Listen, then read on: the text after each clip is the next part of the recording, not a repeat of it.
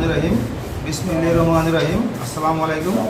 চকরিয়াল আমালি কদম কাঞ্চেপুর আমরি সড়ক পরিবহন মালিক সমিতি ত্রিবার্ষিক নির্বাচনে আমি বর্তমান সাধারণ সম্পাদক প্রার্থী হয়েছি। আমি বিগত 2 বার সাধারণ সম্পাদকে ছিলাম, বর্তমানে দায়িত্বে আছি। তারপর তৃতীয়বারের মতো ফর্ম সংগ্রহ করেছি এবং আজকে জমা দিয়ে দিয়েছি অলরেডি। তো আমি এবার যদি নির্বাচিত হই তৃতীয়বার মতো হব। আমি আসার পর থেকে ইনশাল্লাহ মালিক সমিতির সম্মানিত সদস্য সবাই অনেক উপকারিত হয়েছে। সুখে দুঃখে সুবিধা আমাকে পেয়েছে। আমি গিয়েছি, কোনো মালিক বলতে পারবে না আমি কোনো মালিক থেকে এক বেলা ভাত খেয়েছি, 5 টাকা নিয়েছি, পকেট থেকে টাকা খরচ করে সহযোগিতা করেছি।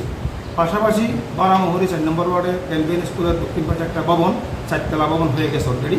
এটা আমি যখন সাধারণ সম্পাদকের দায়িত্ব পালন করি তখন একতলা একটা ছাদ ছিল, তাহলে একতলা ছিল এবং ওই তলার মধ্যে আমরা প্লাস্টার করেছি, ওয়ারিং করেছি, দরজা করেছি, জানালা করেছি, গ্লাস সহ এবং আপনার টাইস সহ সম্পূর্ণ কাজ করেছি প্রথম তলায়, এবং দ্বিতীয় তলায়ও সম্পূর্ণ করেছি এবং তৃতীয় তলা ছাদ করেছি এবং চতুর্থ তলারও ছাদ করেছি।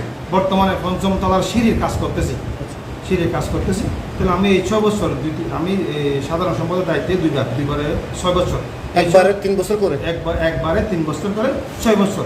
এই 6 বছরে এই বরামহরিতে একটা বিশাল একটা ভবন 4তলা হয়ে গেছে।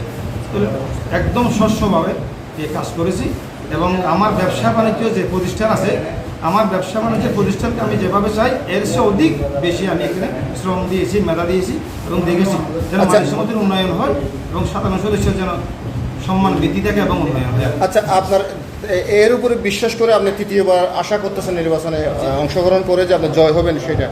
আচ্ছা, তা আপনার সদস্যদেরকে প্রতি আপনি একটু আহ্বান জানান, একটু ভোট দেবেন। আমার মালিক সমিতির সম্মানিত সদস্য ভাইদেরকে আমি বলবো, আসসালামু আলাইকুম, আপনারা আমাকে তৃতীয়বারের মতো ভোট দিয়ে জয়যুক্ত করবেন। আমার আশা হলো এই বরামহরি মালিক সমিতির ভবনটা 5তলা করবো এবং স্বয়ংসম্পূর্ণ করবো।